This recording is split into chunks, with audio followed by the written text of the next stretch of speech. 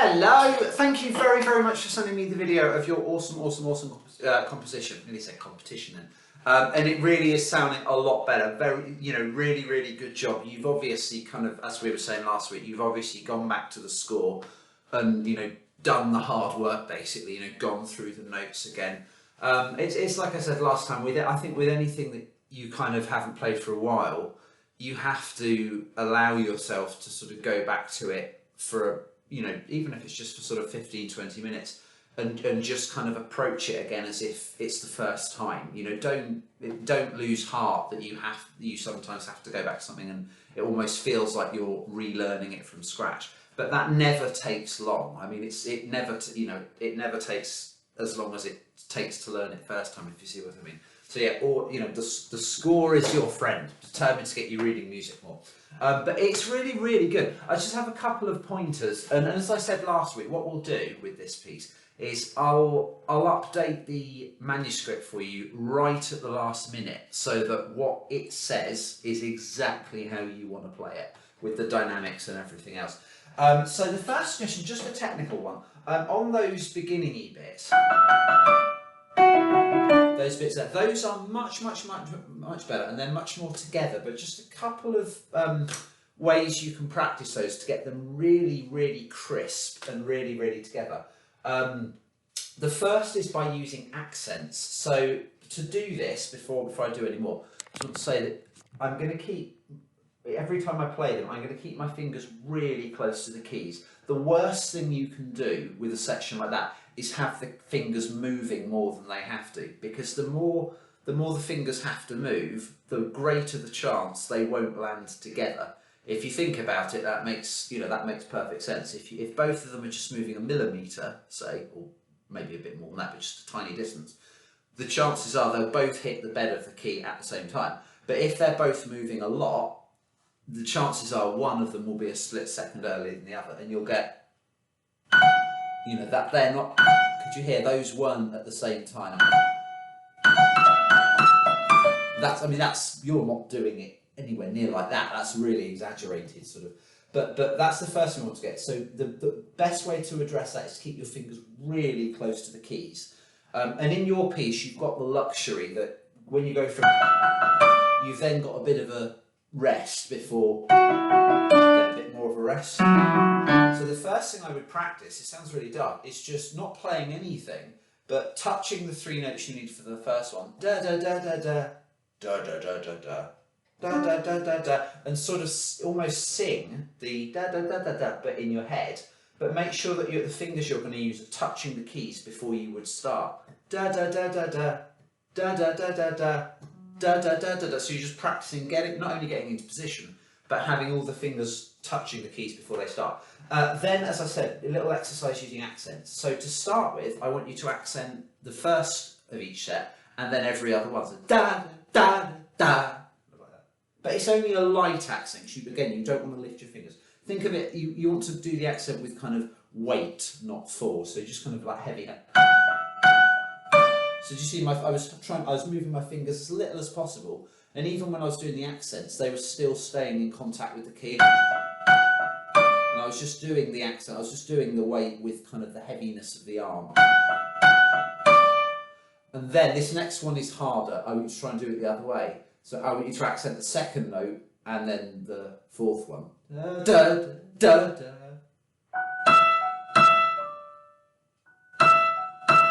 And by mixing up those two, da, da, da, with da, da, da, you'll get a really, really good togetherness. And a final tip, another really good way to get them really precisely together, practice them staccato. But again, the kind of staccato where your finger barely leaves the surface of the key.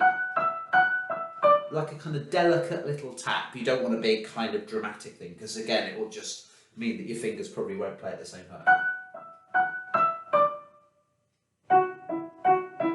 All fingers on keys. So just going back to that thing I was saying at the beginning, before I play each one, all of the fingers I'm going to use will be physically touching the key. Touching. Touching. Touching. So the fingers kind of engage with the keys before they play. Awesome. The other thing, I'm just going to have a look at my notes, because I made some notes on the Word document while I listen to it. So we talked about keeping the fingers really close to the keys during the twiddly bits. That's a technical term for those bits, twiddly bits. Yeah, overall observation, it is really good and it is packed full of energy. But to be fair, everything you play is packed full of energy. You're really good at injecting energy and enthusiasm into what you play. Nothing you play ever sounds lazy or tired. It's brilliant. I would take the whole thing a fraction slower for one simple reason. Because your piece jumps around a lot in a good sort of showy offy way, it uses the entire piano. If you go a fraction slower, I think the individual sections will join together much more nicely. I don't think you want it to sound as if you're kind of rushing to get from place to place. So if you just go that little bit slower, I think it will just flow much more nicely, and it will, in a way, it will sound. This sounds like a massive contradiction.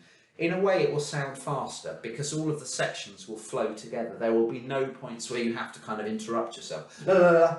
Next bit. La la la. It will just la la la la la la la la la la la. It'll just all flow together. So it will.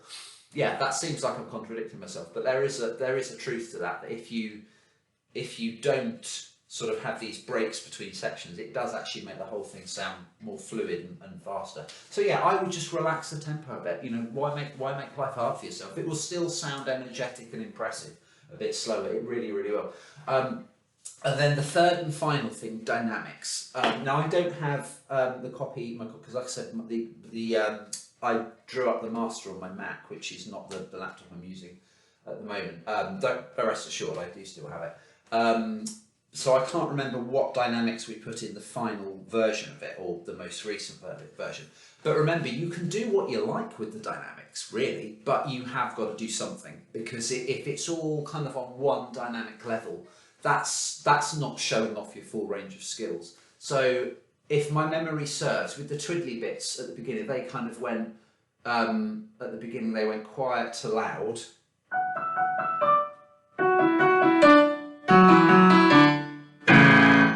And then I think it was the other way at the end. But again, you do what you like, as long as what you're doing is kind of obvious, I suppose.